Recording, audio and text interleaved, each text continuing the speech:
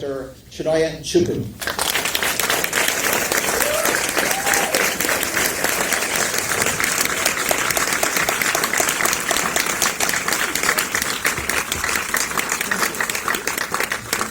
Please welcome to the stage. He is a SAG Award nominee, Aldis Hodge.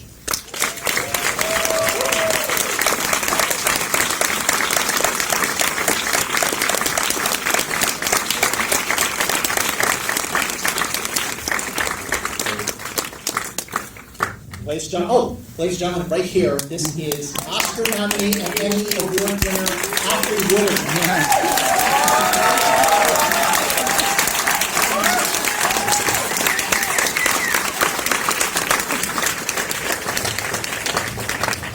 So, the 2019 Sundance Film Festival was in January. That was almost a year ago. To discover that film at Sundance, which is just a great thing about Sundance, my favorite film festival of all, and to have it win the Grand Jury Prize, and to sort of go silent for about 8 or 9 months, and now that it's in theaters with just stellar, super reviews. What's it like to go to that high and then kind of hang out and then come back to this movie? I mean, from the filmmaker's perspective, I never felt that kind of lull, right? Sure. Like the distribution, this stage of the filmmaking process or the life of the film is like the final stage, and now I feel like I can breathe in peace. And so until we got to this moment, I was always in it and was feeling it and just really anticipating this very moment throughout the whole year and figuring it. And so I was always in it. And so, but it feels amazing to finally be in this place. And we've been screening the film throughout the whole year at so many different festivals and partnering with so many different community organizations. And so really building and galvanizing audiences so we can be ready for this moment. And it's been incredible. Well, the script is the thing, and it really does start with the screenplay. So the question really is what was your inspiration? What made you say, I've got to write this story, and I've got to make this about this morally conflicted prison warden? Who is Bernadine, and how did you find yourself in her? Well, I was really inspired to write this the morning after Troy Davis was executed. And so Troy Davis was a black man executed in Georgia in September 2011. And hundreds of thousands of people protested his execution, including a handful of retired wardens and directors of corrections.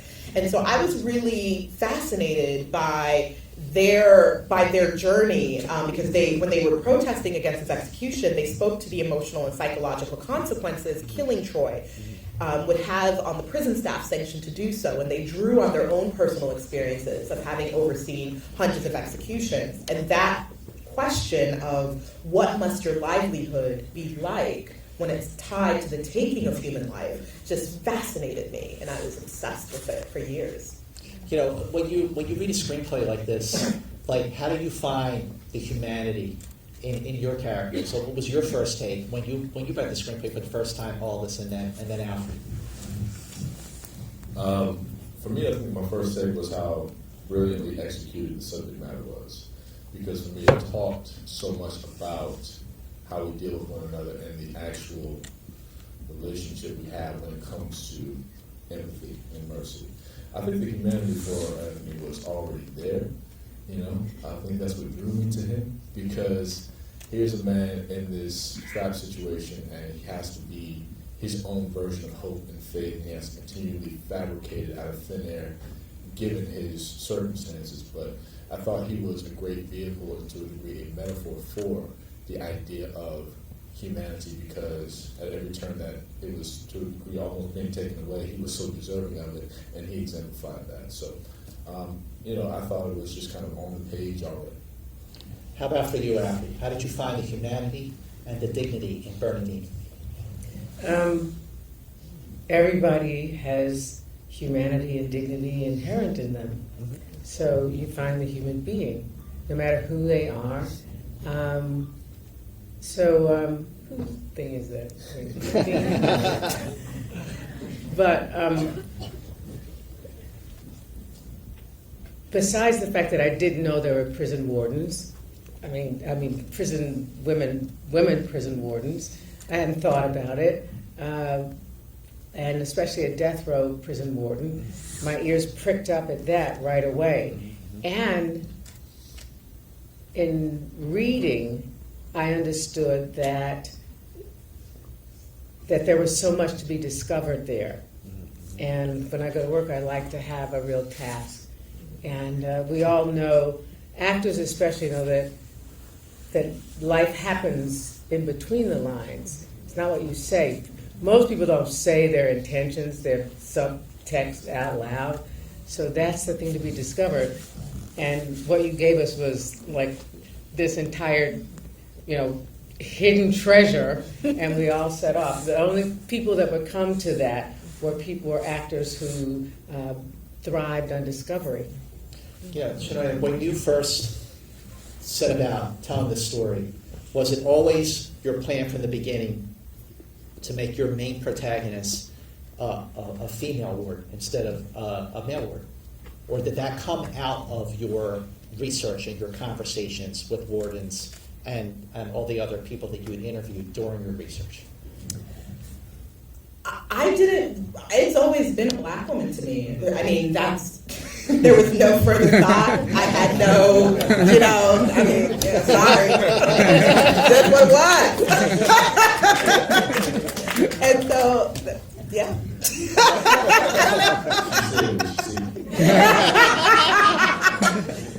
Yeah. When you were getting the film made, when you were trying to get the film made, Yeah. did you get any sort of resistance from potential financiers about the race and the gender of your protagonist? My non-negotiable was that the warden is a black woman. It wasn't even, I was very adamant and clear. And, Bronwyn, where's Bronwyn, our producer? Hey, Bronwyn. Yes, we can give her a round of applause.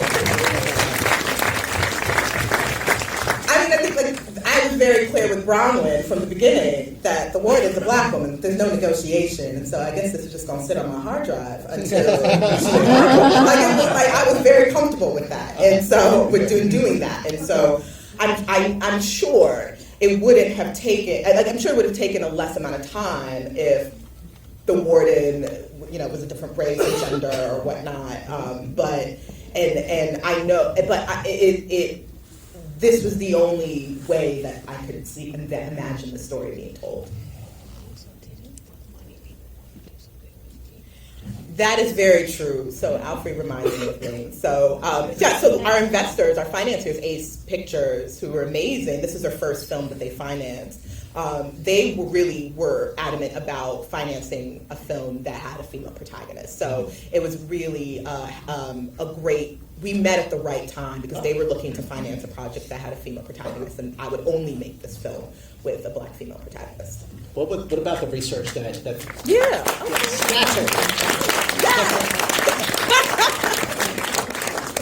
What about the research that the both of you did, starting with you, talking to obviously other wardens and making the rounds? My filmmaker smartly asked me would I go on a prison tour in Ohio with her, and because I knew nothing about the world, and I'm always, another reason to act is that you have to remain in a constant state of learning, even into your 6th and 7th decade. So I said yes, and we went off, and Chinonye can tell you about her history, why she was so trusted by the people that we met there. But we went to women's medium security and men's medium and maximum security prisons, and we had the privilege of spending some time with 2 condemned men. We met wardens. I met 3 wardens, a deputy warden. They were women, black women.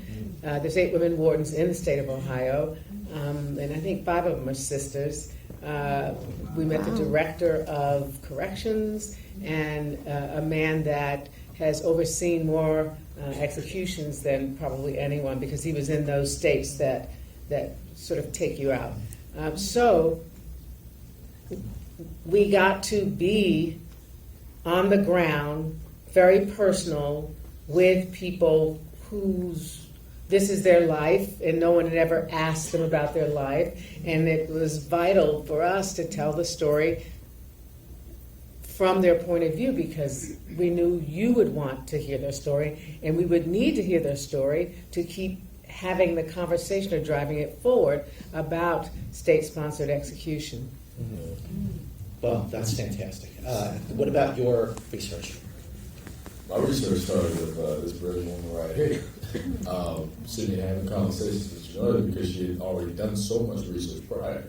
And then after that, well, she told me about Troy Davis, and she gave me the book out. Troy Davis, story about this man who was executed in Georgia. What was it, 2011? Yes, was it September? And after I read that, it sort of started shaping my idea of what the reality might be for my character. And then was sent up to St. Quentin with Ron. We went up there and we spoke to the brothers who were serving life sentences. They gave us a tour of the facility. We spoke to the warden, saw the gas chamber. We saw everything. And then was not permitted to speak directly to the men who were serving on death row, but I was able to observe them. And one of the craziest things that I saw was that when they were transferred across the yard, every other inmate was, by protocol, made to turn their backs and not look at them and speak to them.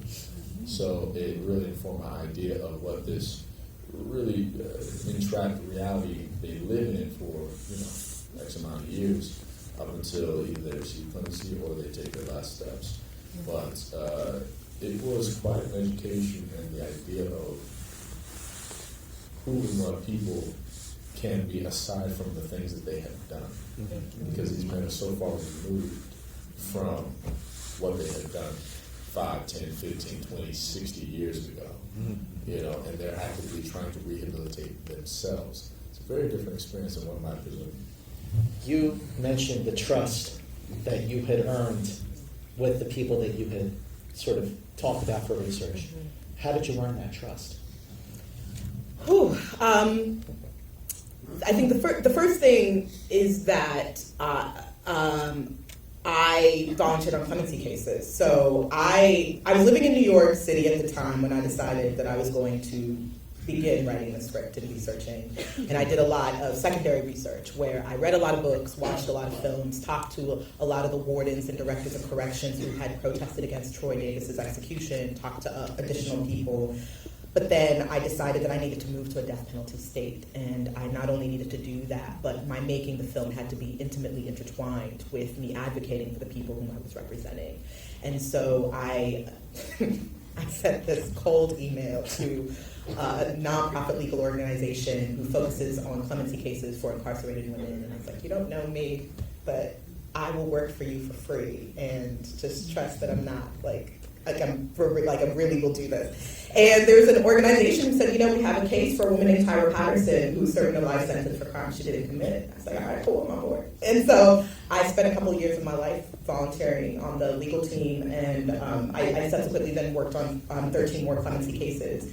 And that is, and when people within corrections were seeing me do that work, and knowing that I wasn't just interested in making a film, but I was really interested in telling a story with integrity that was going to impact people and hopefully move our culture forward and really be rooted in humanity. I think that allowed them to see that, okay, we can share our stories. And then when the advocacy work I was doing led to me creating a film program in Dayton Correctional Institution where I taught incarcerated women to make their own short films with script to screen, and that work really opened the door, really made people a lot more comfortable with me, and opened me up to different relationships with people in corrections, even though they know my personal politics, even though they know where there was no question where I stand. They're like, oh, she's interested in the humanities of people in this world. And so That's amazing. That's earning trust. You talk, Alfre, about the discoveries. I think that there was so much you didn't know about. What were the discoveries you made on the grand scale about the prison system, about the death penalty, and on the more personal scale about the psychological impact that these jobs have on the lives of the people that you met? Well, I have been sickened since I was 8 years old, growing up in Tulsa. Every time they fried somebody, and you're a kid and you go to Sunday school, and you can't explain that to a young person, that person committed or did not commit a heinous crime in a fit of passion or madness, but 20 years later we're going to have a ritual, and there's going to be we're all going to put that person to death. It just, nobody could explain it, and people didn't really talk about it. So that was what I knew of the death penalty before I got to be an activist in my teens and understood how it worked. I would be always on the side of Marty. I would be on the side of petitioning, of vigils. We were, along with Snoop and Jamie Foxx, trying to stay the execution of Stanley Tookie Williams here in California. But I know when you are going to play a character, any character, you leave everything about you behind, and you discover that person's, the way they look out on the world, the way they speak, the way they smell, the way they move. And so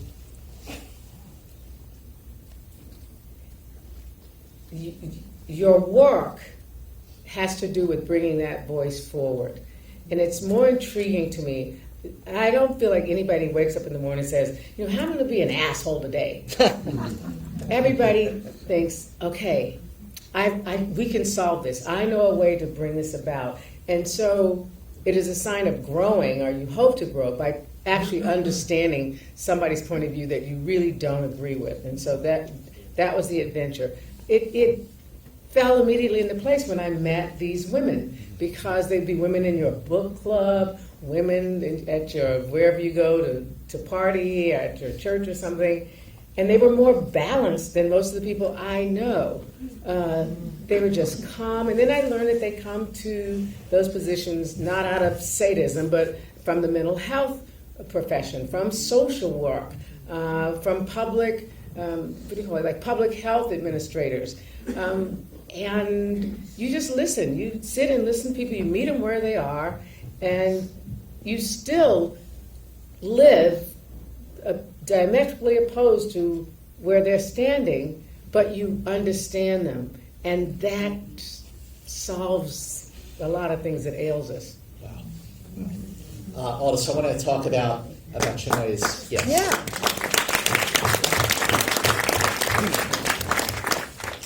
So, to make a film like this, where the scenes are allowed to breathe, where the performances are they're so genuine. Everything about the performances is so genuine. Everyone is just allowed to act, and everything just feels so honest. What was it like to work with an actor who just lets you perform, and it's not it's very understated, genuine, authentic feel to it. It just felt so real. And it's an actor's dream to be able to do that. Absolutely, yeah. Well, we had to come knowing what was going on because we had about 17 days to shoot this. 17. 17. Oh, you didn't know?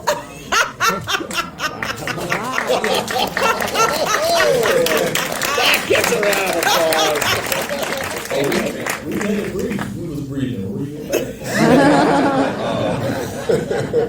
I shot both of my work. I shot all my work in 5 days. So I think it just came, that meant preparation, right? Just for me, my personal experience was that everybody came to it with their hearts full. Everybody came through with the right intention and with respect for one another and one another's craft, right? What we're going to bring to it. And then when we got the set, it's just like, all right, we know what we want to do. Let's create. Let's get it.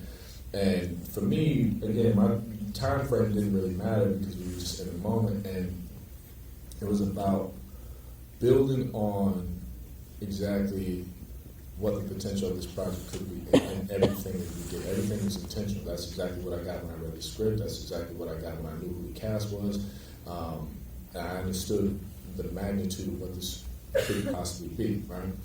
But it's such a blessing when you can create in unison. And there was no friction or rigidity when it came to, hey, look, how about this, da-da-da. Like, no, it was just cohesion 24/7. And I will say for me, dominantly, I did rely on these two brilliant geniuses right here, particularly for my performance, because I had to trust. And that's what it was when you're wrapped into this very delicate and sensitive bubble of art, because this is not a narrative that you want to mess up, right? You can't, and then at the end of the day, it's not even about you. There's a bigger purpose beyond this, but we have to trust one another to really bring out the beauty of what this was. And our entire cast was just, they were monsters at bringing what they wanted to bring. I mean, if we can give a little love to Richard Schiff and Wendell, and then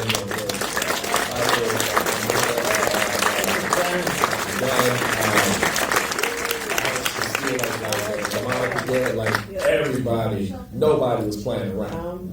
Michelle Bonilla. Michelle Bonilla. Michelle, yeah. Everybody was bringing it, you know what I mean? But Alex Castillo. I said Alex. Alma Martinez. Alma Martinez. Alma Martinez, yeah. So, but everybody really came to play. And that's what I love to see. That's when you see real professionals that work really getting it. Yeah. Wow, 17 days. 17. Alfre, what was it like for you to work?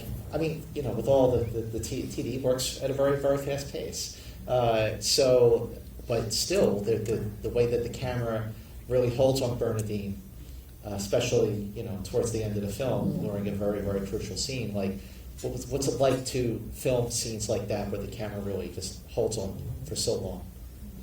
Well, the camera is actually your partner. It's your acting partner as well. And before there was a Video Village, your director and your DP were your partners with your actor, with your fellow actor.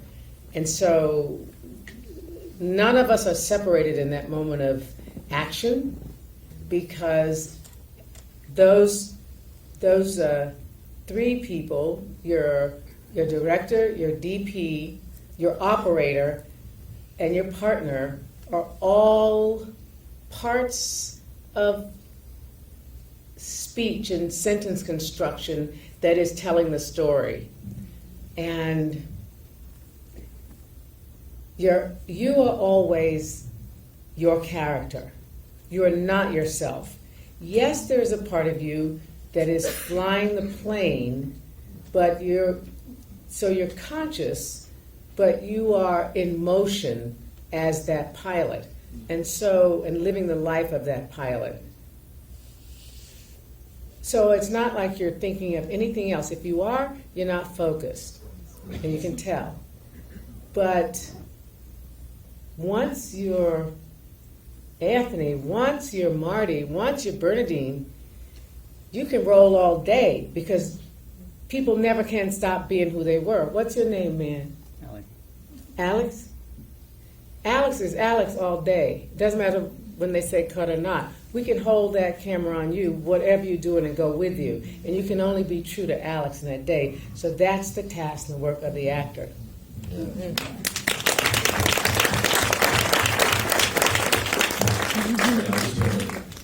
One little tidbit. Little scooch. So we gotta give some love to Chinonye for the fact that, I know this seems like this movie, there's a lot of gravity to this film, but this woman came with this bubbly attitude every single day. Hi, what's happening? That enthusiasm just permeated the set, and that's what also keeps things moving, and that we now understand what we're being led by, and her attitude, her candor, and I thank you for that. Aww. And that she kept us light, she kept us up, she kept us aware, and it was a great working environment for something that is as emotionally taxing as it seems on screen. We had a fantastic set. When it starts from the top down. And, honestly, these two ladies right here, Mavericks, in terms of tone and making sure that everything's good. It was a great day going to set. I'll say that much. So, Thank you.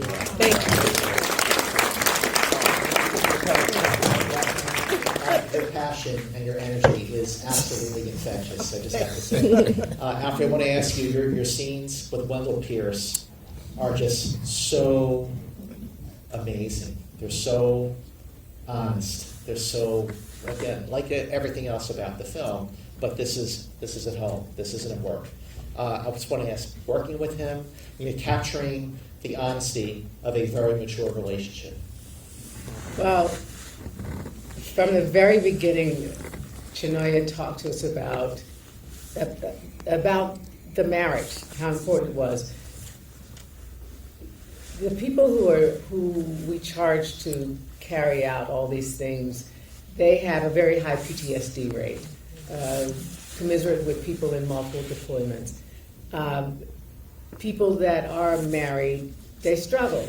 Sometimes people are on their third marriage. So it was important to show the effects, but not to sensationalize it and dramatize it. It could have been a quick, easy way. And it was a perfect moment to discover what is a grown-up marriage. What does a marriage look like? We always see it when somebody is cheating, screaming, throwing something, or leaving. But the truth is, grown-up marriage is staying there and working it out. And it's painful because there is no hitting. There is no breaking of things. And you're forced to grow in it. So, but when Chinonye and Bronwyn said Wendell was on, we knew we could hit it because he's a very honest actor, he's a very grounded human being, and he is a man who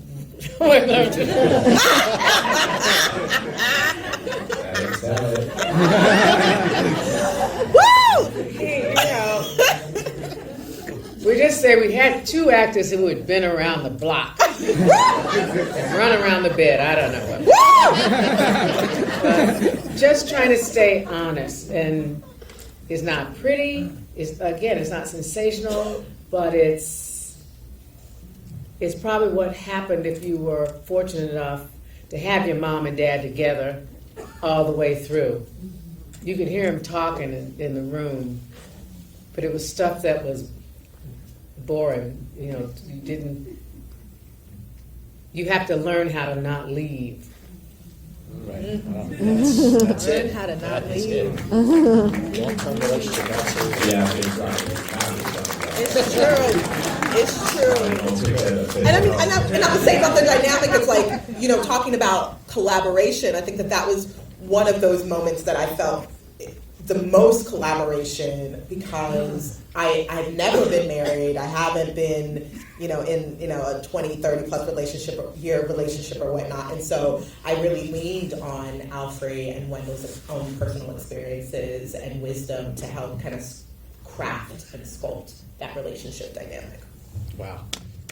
Yes, absolutely. I just want to ask questions to the audience because now's a great time. But hey, one real fast before I get to you. I just want to ask, people are now, the masses are finally getting to see this incredible film. What kind of conversations do you want people to have after the lights come up? So many things. I mean, I want as many people to spread the word about the film. And, a film like this really does need word of mouth. It really does need you to talk about it on social media and talk about it to your colleagues, your family members, your friends. I hope that this film can really expand people's understanding of the American prison system and what goes on behind prison walls. I hope that it really expands people's capacity for empathy and for compassion, not just for people who are wrongfully convicted, but people who are guilty of crimes that they were convicted of, but it increases your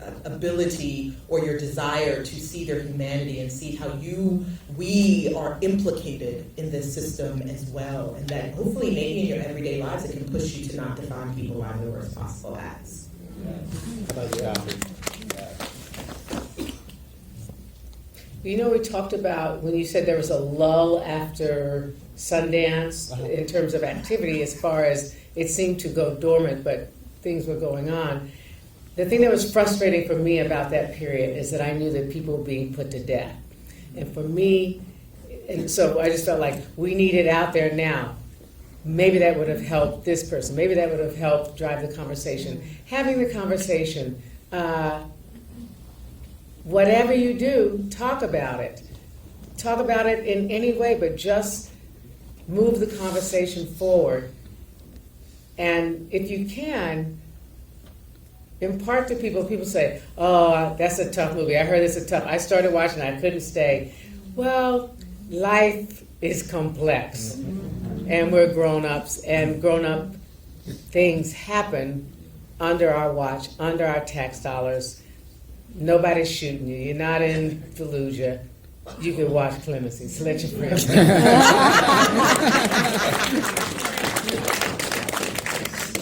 Talent. Everything they said. Also, you know, for me, I suppose my most selfish ambition is that it does help people engage the idea and the reality of what empathy actually is. Empathize before judging, because that's what it taught me personally. That's what I would like for this art to give to the world, and that we have to re-engage in a civic way, in a humane way. You know, the question I began to ask myself when it came to the script was, do we as a society have the right to take the lives of those who have presumably taken a life? And if so, does that not make us like them? If it does make us like them, what do you think of yourself? Will you judge yourself the same way?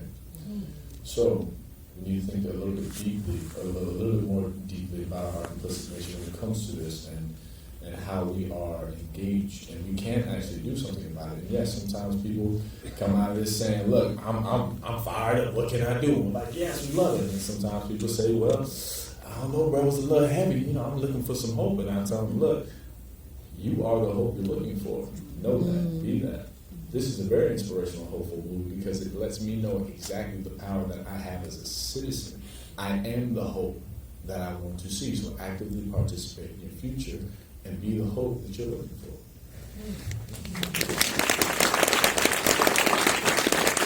Question right there. Thank you. My name is Shikari. Thank you so much for this beautiful film and the work that you all have done. Chinonye, you said, of course it was a black woman, but I was sitting there thinking, I want to know more about that. So what made it important for you to cast this as a black woman? And then secondly, the isolation of the black woman. I wanted to know, does she have a book club? Because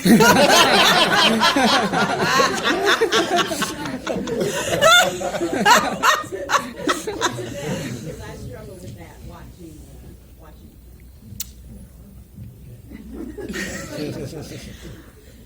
I don't think that we see enough black women as human beings on screen. And so one of the reasons I was absolutely unwavering about it is that I want a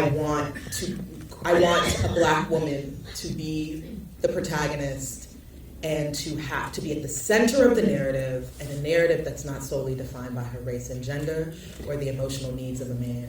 I want to see a damn good film that's rooted in artistry and craft and a storyline that is rooted in humanity, where a black woman is not a mammy, a mule, or someone's personal entertainment. And so that was like an underlying thing, you know, like these are the kinds of stories I want to see. I want to see myself on screen, and I'm a human being, and so that was a big reason why I was adamant about it. And in terms of isolation, what was your question about isolation? I just wanted to hear more from you about that. I can probably project my own what I got out of that, but I was just wondering if that was an important piece for you, to have her singularly either in her profession or in her marriage or in a bar, and I just wanted to hear you talk about that. If you could. I mean, I think her isolation mirrors Anthony's isolation in a lot of ways. And so I really wanted to draw parallels between Bernadine and Anthony that become much more apparent as the film progresses. And so these are two people who are, even if she did have a book club, and if she did have these other things, that there is an emotional and kind of spiritual isolation that she's navigating alone, but that parallels what Anthony is also navigating. So, just a few moments ago, you said that the takeaway, you would like people to spread the word. Yes. So how do you spread the word these days? You, first of all, I mean, the reviews have been absolutely superb. But this is how you can spread the word. So, look, we're all on social media these days, right? So go on Facebook, go on Instagram, go on Twitter. If you're still using MySpace, it's totally cool. Friendster, whatever it takes. Ladies and gentlemen, thank you so much. Thank you so much. For being here. Thank you. And we're going to continue to expand throughout the country throughout January, so look out for that. Thank you so much. Yay! Thank you so much.